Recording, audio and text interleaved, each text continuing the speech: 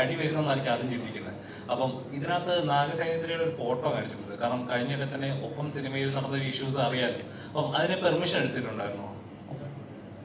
Permission എടുക്കാതെ എങ്ങനെയാണ് അവരുടെ ശബ്ദം ഈ സിനിമയിൽ വരുന്നത്? അത് അവര് തന്നെ നമുക്ക് സിജു ചെന്ന് കഥ പറഞ്ഞ് മനസ്സിലാക്കി അവരുടെ അനുവാദത്തോടെ തന്നെയാണ് നമ്മൾ ഈ സിനിമയിലെ ഫോട്ടോ ഉപയോഗിച്ചിട്ടുള്ളത്. അതിനകത്തുള്ള ആ ശബ്ദം കേൾക്കുന്നത് അത് അവര് തന്നെ ഡബ് ചെയ്തിരിക്കുന്നതാണ്. വളരെ അല്ലേ? അല്ല, ചോദിക്കാൻ പറ്റില്ല. ഇതേ ആള് തന്നെ നേരത്തെ ഒരു പടം കണ്ടായിരുന്നോ? സത്യം പറ. ഞാൻ കണ്ടില്ല. ഇന്നാണ് ബുക്ക് ചെയ്തിരിക്കുന്നത്. ട്രെയിലർ മാത്രം കണ്ടിട്ടുണ്ട്. അല്ല, ചോദിക്കാൻ കാരണം ഇതേ ആള് തന്നെ മറ്റൊരു സിനിമയിലെ ശബ്ദം ഉപയോഗിച്ച് പരാതി കൊടുത്തിട്ടുണ്ടായിരുന്നു. അതുകൊണ്ടാണ് ചോദിച്ചത്. നമ്മള് അതൊരു പ്രൊഡ്യൂസറായിട്ട് ചിന്തിക്കുമ്പോൾ എന്നുള്ളത് മാത്രമല്ല, എങ്ങനെ ചിന്തിച്ചാലും ഒരാളുടെ അനുവാദമില്ലാതെ അവരുടെ ശബ്ദമോ രൂപമോ ഉപയോഗിക്കുന്നത് ഒരു ശരിയായ കാര്യമല്ലല്ലോ. അപ്പൊ നമുക്ക് ഇതിനകത്ത് എന്തൊക്കെ ഇത് മാത്രമല്ല, ഒരുപാട് കാര്യങ്ങൾക്ക് നമുക്ക് അങ്ങനത്തെ പെർമിഷൻസും റൈറ്റ്സും ഒക്കെ അക്വയർ ചെയ്യേണ്ടി വന്നിരുന്നു. അതൊക്കെ ചെയ്തിട്ട് തന്നെയാണ് നമ്മളത് ചെയ്തിരിക്കുന്നത്. അല്ലാതെ ചെയ്യുന്നത് ഒരു എത്തിക്കലി റോങ് ആയത് കാരണം കൊണ്ട്. പിന്നെ എന്താ വെച്ചാല് ഞങ്ങൾക്ക് ഇപ്പൊ സിജു ആദ്യം പറഞ്ഞ സമയത്ത് ഇത് എങ്ങനെയായിരിക്കും എന്നൊന്നും നമുക്കറിയില്ലായിരുന്നു. പക്ഷെ നമ്മളിങ്ങനെ ഒരു ആവശ്യമായിട്ട് ചെന്നപ്പോൾ കൃത്യമായിട്ട് കാര്യങ്ങള് നേരെ പോ, അത്രേ ഉള്ളൂ. Very simple. നമുക്ക് അങ്ങനെ എന്താ പറയാ, ഈ സിനിമയ്ക്ക് അങ്ങനെ ഒരു സൗണ്ട് കൊണ്ട് മാത്രം ആ പ്രസൻസ്, ആ ഫോട്ടോ കാണിക്കുമ്പോൾ മുതൽ പിന്നെ ആ ക്യാരക്ടർ, അതിലുണ്ടായിട്ടുള്ള ആ ഹ്യൂമർ എന്ന് പറയുന്നത് ത്രൂ ഔട്ട് സിനിമയിലും ഉണ്ട്. അത് നമുക്ക് വേറെ ആരുടെയെങ്കിലും ശബ്ദം വെച്ച് അത് അച്ചീവ് ചെയ്യാൻ പറ്റുമായിരുന്നോ എന്ന് ചോദിച്ചാൽ എനിക്കറിയില്ല. ഇത് തന്നെയാണ് അതിന്റെ റൈറ്റ് പരിപാടി.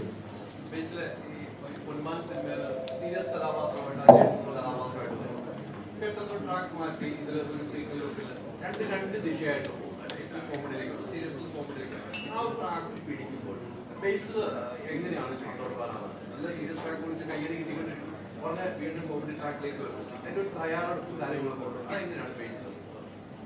അല്ല, അങ്ങനെ ചെയ്യുമ്പോഴാണല്ലോ അതിനൊരു എക്സൈറ്റ്മെന്റ് വരുമോ, നമുക്കൊരു സന്തോഷം ഉണ്ടാകുന്നത്. അങ്ങനെയാണല്ലോ ഇനിയും അത് എക്സ്പ്ലോർ ചെയ്യണമെന്നാണ് ഞാൻ പേഴ്സണലി ആഗ്രഹിക്കുന്നത്. ഇനിയും പൊന്മാൻ പോലത്തെ സിനിമകളും ചെയ്യണം, അതേസമയം മരണമാസ് പോലത്തെ സിനിമകളും ചെയ്യണം. അപ്പോഴാണ് അതിനൊരു അതൊന്നും അല്ലാത്ത സിനിമകളും ചെയ്യണം.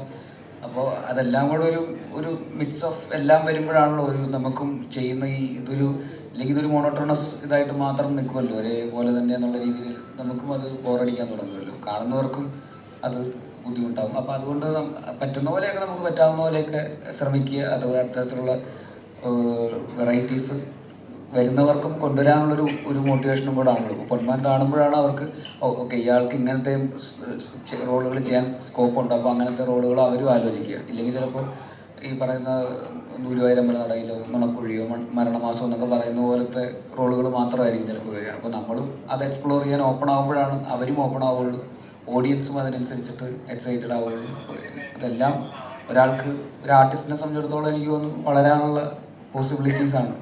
എല്ലാവർക്കും അങ്ങനെ തന്നെയാണ്. ഒരു ഡയറക്ടറാണെങ്കിലും നമ്മൾ ടെക്നീഷ്യൻ എന്നുള്ള രീതിയിൽ പല രീതിയിലുള്ള എക്സ്പെരിമെൻറ്റുകൾ ചെയ്യുമ്പോഴാണല്ലോ, പല രീതിയിലുള്ള ഓപ്ഷൻസ് ട്രൈ ചെയ്യുമ്പോഴാണല്ലോ നമ്മൾ വളരുക. അല്ലെങ്കിൽ ഒരേപോലത്തെ കംഫർട്ട് സോണിൽ തന്നെ നിന്ന് പോകുമല്ലോ. തീർച്ചയായിട്ടും രണ്ടും വേണമെന്ന് എനിക്ക് തോന്നുന്നു, എല്ലാം വേണമെന്ന് എനിക്ക് തോന്നുന്നു.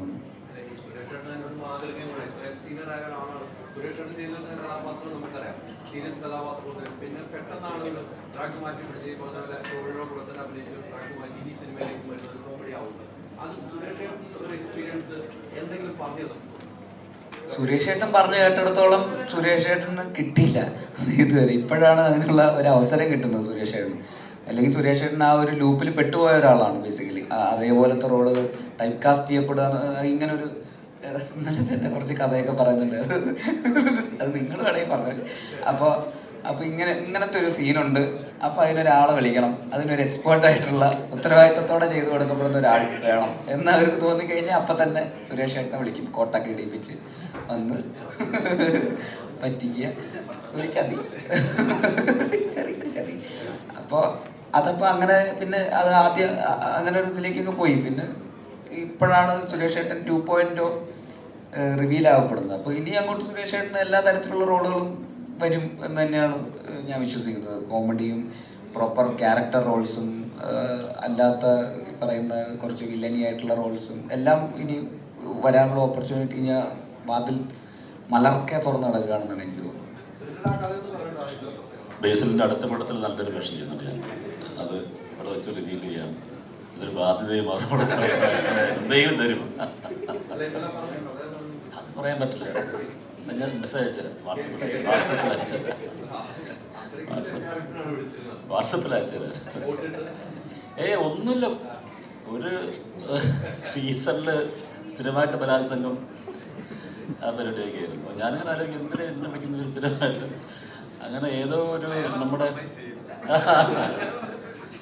നന്ദി എന്ന് പറഞ്ഞ നമ്മുടെ ഒരു നായിക ഉണ്ടായിരുന്നല്ലോ പണ്ട്, നമ്മുടെ കരുവാടിക്കുട്ടനുള്ള നായിക.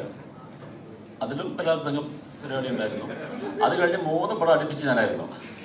മൂന്നാമത്തെ സിനിമ എത്തിയപ്പോൾ അവർ വെച്ചു ഇതിലും നിങ്ങളാണോ? അപ്പോൾ ഞാൻ പറഞ്ഞു ഇവിടെ ചിലപ്പോൾ അധികം ആൾക്കാർക്ക് ഇത് അറിയില്ലായിരിക്കാം, അതുകൊണ്ടാണ് നമുക്ക് പെട്ടെന്ന് അധികം തേക്ക് പോകാതെ പെട്ടെന്ന് പണി തീർക്കാമെന്ന് എന്ന് പറഞ്ഞൊരു 3-4 പടം അടുപ്പിച്ച് ഞാൻ അവരുടെ കൂടെ ഉണ്ടായിരുന്നു. അപ്പോൾ അതിലൊക്കെ പ്രത്യേകിച്ച് ഇപ്പോൾ അയാളെ കണ്ടു കഴിഞ്ഞാൽ അയാൾ നല്ല ബലാത്സംഗ പേരിനായിരിക്കും. അങ്ങനെയൊന്നും തന്നെ കണ്ട അതൊന്നും ആയിരിക്കില്ല. പക്ഷെ അങ്ങനെ ഒരു ട്രെൻഡ് ഒരു സമയത്ത് അങ്ങനെ ഒരു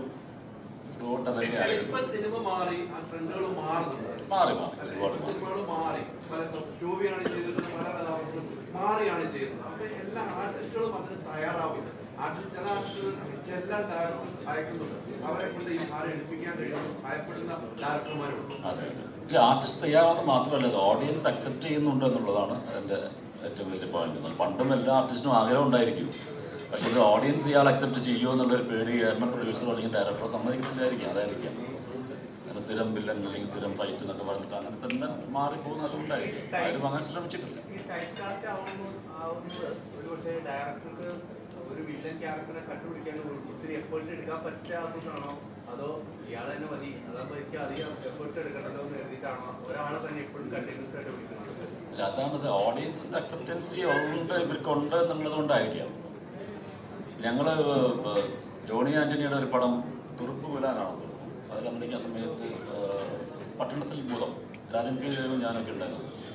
അപ്പോൾ ഞങ്ങൾ നല്ല രീതിയിൽ കാണിച്ചുകൊണ്ടിരിക്കുകയാണ്. ഏതോ ഒരു സീനിലാണ് ഞങ്ങൾ ഒരു വില്ലൻ ഷെയ്ഡിലേക്ക് ക്യാരക്ടേഴ്സ് മാറുന്നത്. അപ്പോൾ ജോണിയോട് ചോദിച്ചു, ജോണി അപ്പോൾ ഈ സീനിലായിരിക്കും ഓഡിയൻസ് അറിയുന്നത് ഞങ്ങളായിരിക്കും ഇതിൻ്റെ പുറകിൽ നിന്നല്ലേ? അപ്പോൾ ജോണി പറഞ്ഞു, ഞാൻ ശ്രമിച്ചുകൊണ്ടിരിക്കുകയാണ്, നിങ്ങളെ കാണിക്കുമ്പോൾ തന്നെ അറിയും, ഞാൻ ഇതുവരെ എങ്ങനെയും എത്തിക്കാൻ പറ്റും, ശ്രമിച്ചു നോക്കാം എന്ന് പറയുന്ന പോലെ ഓരോരുത്തർക്കും ഓരോ ഇമേജ് ഉണ്ട്. ഇപ്പം അതൊക്കെ മാറി വരുന്നു. ഇപ്പോൾ ഓഡിയൻസ് എല്ലാ ടൈപ്പ് ക്യാരക്ടേഴ്സ് അക്സെപ്റ്റൻസ് ചെയ്യുന്നുണ്ട്. കാരണം ആ സിനിമ വലിയ വിജയമായ ആവുകയാണെങ്കിൽ നമുക്ക് ആ സിനിമയ്ക്ക് പ്രോഡക്ട്സ് കൊടുക്കുന്ന പോലെ ബേസിൻ്റെ എന്തെങ്കിലും കൊടുക്കാൻ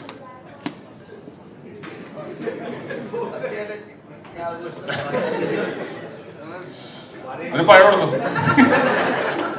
ഒരു പഴം എടുത്തോ ഫ്രീ.